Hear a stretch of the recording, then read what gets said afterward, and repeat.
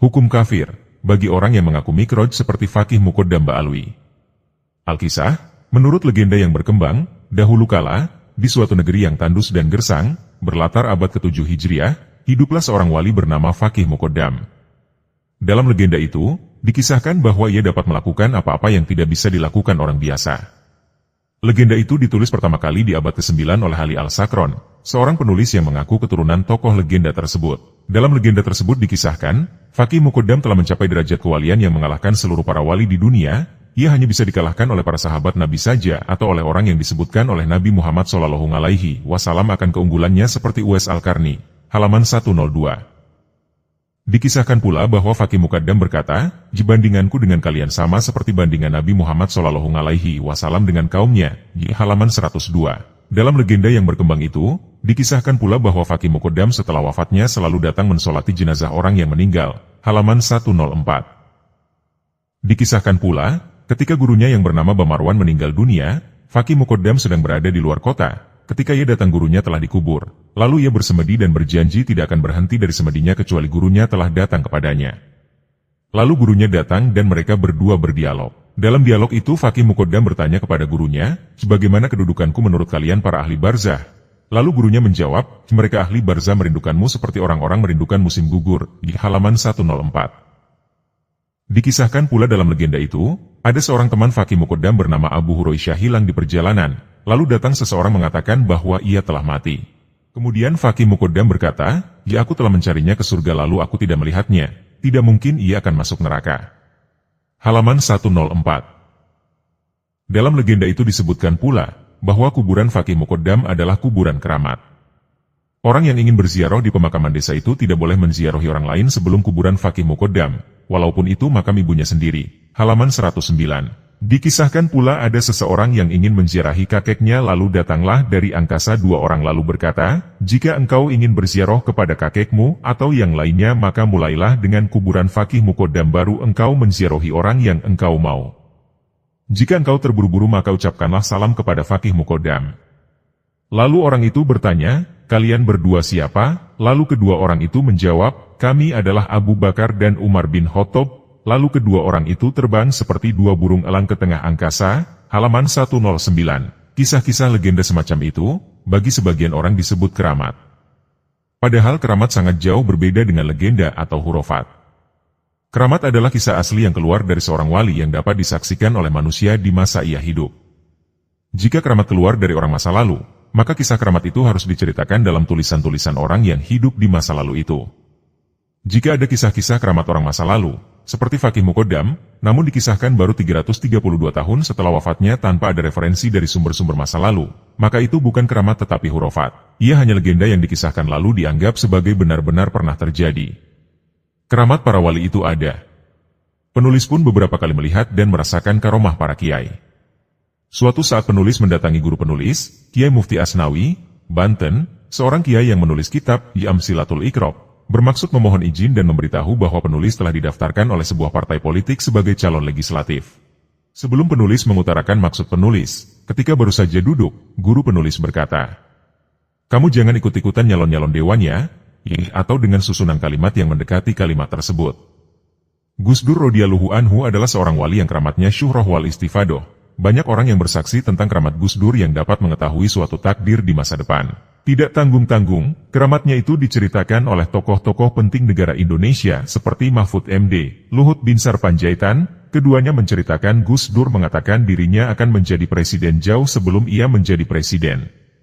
Keramat itu ada dan dapat disaksikan oleh orang yang semasanya lalu diceritakan dan ditulis. Sekali lagi penulis katakan, jika kisah keramat itu baru diceritakan 332 tahun setelah wafatnya, seperti kisah keramat Fakih Muqaddam, di mana keramat-keramatnya tidak pernah disaksikan oleh orang pada masanya, yaitu tahun 653 tetapi baru ditulis setelah 332 tahun oleh orang yang mengaku keturunannya, yaitu Ali As-Sakron pada tahun 895, maka yang demikian itu bukan keramat tetapi legenda atau hurafat.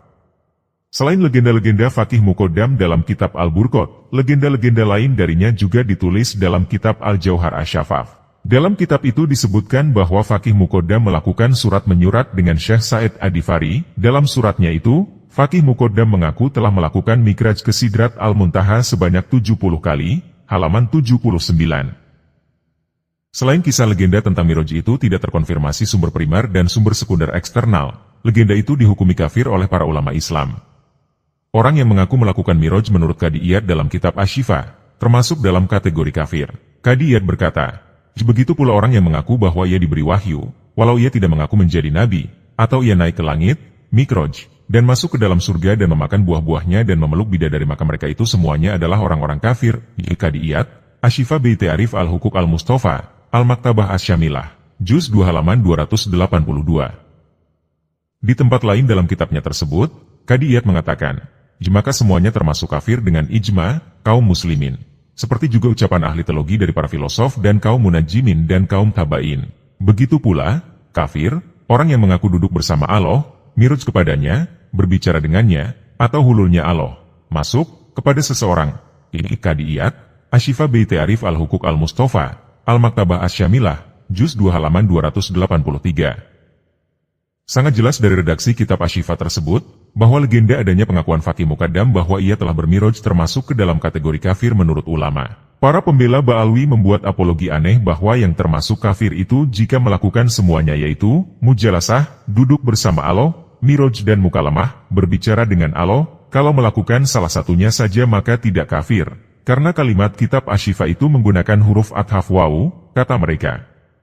Para pembela nasab Ba'alwi itu tidak memahami istilah ilmu nahwu tentang mutlakul jami wa ittifaqu fili, huruf waw yang berfaedah kemutlakan bersama dan samanya pekerjaan. Artinya huruf waw itu bermakna menyatukan dua komponen kalimat yang memiliki satu kesamaan tetapi ia tidak mesti bersamaan dilakukan.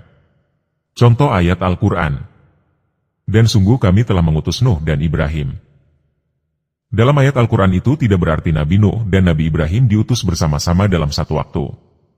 Mereka diutus berlainan waktu, bahkan jaraknya ribuan tahun. Nama Nuh dan Ibrahim disatukan dengan huruf athaf wawu karena ada, ittifaqul fili, persamaan pekerjaan yaitu diutus. Jadi, kalimat dalam kitab Asy-Syifa itu bermakna, jika seseorang telah mengaku melakukan salah satu dari tiga itu, duduk bersama Allah, miraj kepada Allah, dan berbicara dengan Allah, maka ia telah kafir. Ada juga pembela Ba'alwi yang mengatakan bahwa yang kafir itu adalah jika mengaku miraj ke langit. Sedangkan Faqih Muqaddam itu mengakunya miraj ke Sidratul Muntaha, jadi ia tidak kafir. Kalimat ini juga menunjukkan ia tidak faham ilmu agama. Karena dalam hadis-hadis sahih dikatakan bahwa Sidratul Muntaha itu berada di langit yang keenam. Jadi baik mengaku miraj ke Sidratul Muntaha atau mengaku miraj ke langit, keduanya sama saja kafir. Karena mengaku naik ke Sidratul Muntaha itu, ia sama saja mengaku naik ke langit. Silahkan fahami hadits dari Imam Muslim di bawah ini. Diriwayatkan dari Abdillah, ia berkata, ketika Rasulullah diperjalankan maka ia sampai ke Sidratul Muntaha, dan Sidratul Muntaha itu ada di langit yang keenam. Sahih Muslim, Al-Maktabah Al-Syamilah, Juz 1 halaman 157. Ada juga pembela Ba'alwi yang mengatakan, mengaku miraj ke langit itu kafir menurut kitab Asy-Syifa karena berarti menganggap Allah ada di arah atau tempat yaitu langit. Sedangkan Allah itu suci dari jihad, arah, dan mahal, tempat. Penulis menjawab, kitab Asy-Syifa tidak sedang membicarakan tentang apakah Allah itu mempunyai jihad atau mahal, tetapi ia sedang membicarakan tentang siapa orang yang mengaku miraj seperti Nabi maka ia kufur, dan Faqih Muqaddam mengatakannya, maka ia kafir. Simpel. Ibarat dalam kitab Al-Syifa itu dikutip pula oleh Kiai Haji Hasyim Asy'ari dalam kitabnya Risalah Ahli Sunnah wal Jamaah. Halaman penulis dalam ceramah pernah mengatakan, bahkan kata Hadratus Syekh Hasyim Asy'ari, siapa orang yang mengaku bahwa dirinya miraj ke langit kufur. Kata pembela Ba'alwi, penulis telah berdusta karena kalimat seperti itu tidak ada dalam kitab Risalah Ahli Sunnah wal Jamaah. Halaman penulis tersenyum ketika melihat betapa gigihnya para pembela Ba'alwi membela tokoh legenda Faqih Muqaddam agar tidak dihukumi kafir, walau dengan falaci, penyesatan, kepada para netizen. Apakah itu sengaja, atau memang karena keterbatasan ilmu? Jika mereka mengerti bahwa metode para ahli hadits dalam meriwayatkan hadits ada dua macam, maka mereka tidak akan mengatakan penulis berdusta. Para ahli hadits meriwayatkan hadits Nabi itu ada dua metode. Pertama, jeriwayat beyel lafzi, lafadznya persis sama. Yang kedua, jeriwayat beyel makna, lafadznya berbeda tetapi maknanya sama. Jika hadits Nabi saja dibolehkan diriwayatkan dengan maknanya, apalagi ucapan para ulama seperti Hadratus Syekh Hasyim Asy'ari. Coba pembaca perhatikan dalam kitab Hadratus Syekh itu, apakah makna narasi penulis bahwa orang yang mengaku miraj itu kafir ada dalam kitab beliau atau tidak? Tentu ada, walaupun lafadznya tidak persis sama. karena penulis sedang meriwayatkannya dengan metode para ahli hadits yang disebut riwayat bayal makna, lafadznya berbeda tetapi maksudnya sama. Ada lagi para pembela Ba'alwi yang mengatakan, penulis berdusta ketika mengatakan bahwa Hadratus Syaikh mengatakan dalam kitab Risalah Ahlus Sunnah wal Jamaah bahwa orang yang mengaku Miraj itu kafir. Karena ucapan yang ada dalam kitab Hadratus Syaikh itu bukan ucapannya tetapi ucapan Qadi Iyal dalam kitab Asifah, Hadratus Syaikh hanya mengutip saja. Penulis menjawab, penulis mengatakan yang demikian itu, agar para pendengar mudah mencari kalimat itu, bahwa narasi semacam itu ada dalam kitab Hadratus Syaikh Hashim Asy'ari. Dan Hadratus Syaikh tidak membantahnya. Artinya Hadratus Syaikh setuju dengan narasi itu bahwa orang yang mengaku Miraj ke langit adalah kafir. Kaidah yang sangat terkenal mengatakan, barang siapa yang mengutip ucapan orang lain lalu ia diam, tidak menyatakan tidak setuju, itu menunjukkan ia setuju dengan ucapan itu. Walau bagi para ulama Faqih Muqaddam kafir karena pengakuan Mirajnya, bagi penulis Faqih Muqaddam tidak kafir. Kenapa? Karena memang pengakuan Miraj itu tidak pernah ada. Surat menyurat antara Faqih Muqaddam dengan Syekh Said itu juga tidak pernah terjadi. Legenda surat menyurat itu diciptakan pada abad 9 dalam kitab Al-Burqat oleh Ali Al-Sakran dengan sederhana. Ia mengaku kisah itu ada dalam sebuah kitab karya batohan murid Syekh Said yang bernama Kitab Tuhfatul Murid. Benarkah kitab itu pernah ada? Tidak ada. Salih Al-Hamid Ba'alwi, W. 1386 Hijriah, 60 tahun lalu mengaku pernah melihat manuskrip kitab itu, lihat Tarikh Hadmaut Juz 2 halaman 824. Menurut Dr. Muhammad Yaslam Abdal Nur, Salih Al-Hamid mengaku pernah melihatnya di perpustakaan Husain bin Abdurrahman bin Sahl, kemudian dibawa ke perpustakaan Al-Ahkaf Tarim, katanya ditulis tahun 978 Hijriah oleh Umar bin Ibrahim Al-Hubani. Benarkah berita itu? Dr.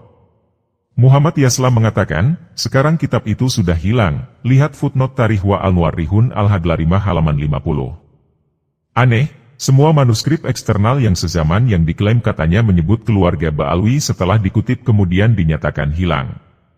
Bagi seorang peneliti ini adalah suatu pola yang mencurigakan. Dan bagi penulis, kitab itu kemungkinan besar, jikapun pernah ada, tidak pernah menyebut Faqih Muqaddam, itulah alasan kenapa manuskrip kitab itu harus dilenyapkan.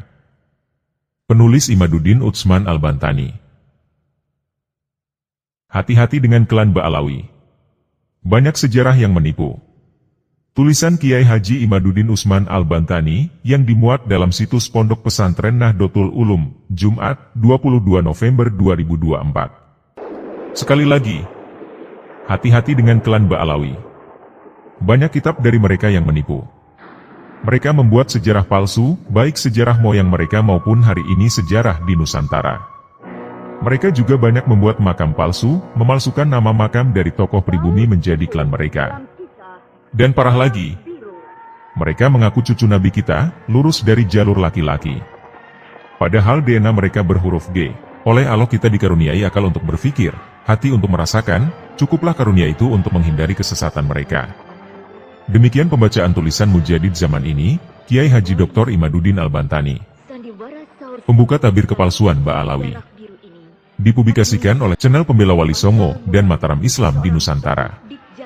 Intinya, semua kitab dan cerita yang disandarkan kepada Faqih Muqaddam adalah batal dan palsu. Karena Faqih Muqaddam tidak pernah ada di dunia nyata. Itu persis sama dengan cerita seorang raja yang sakti, Saur sepuh dalam kisah Darah Biru.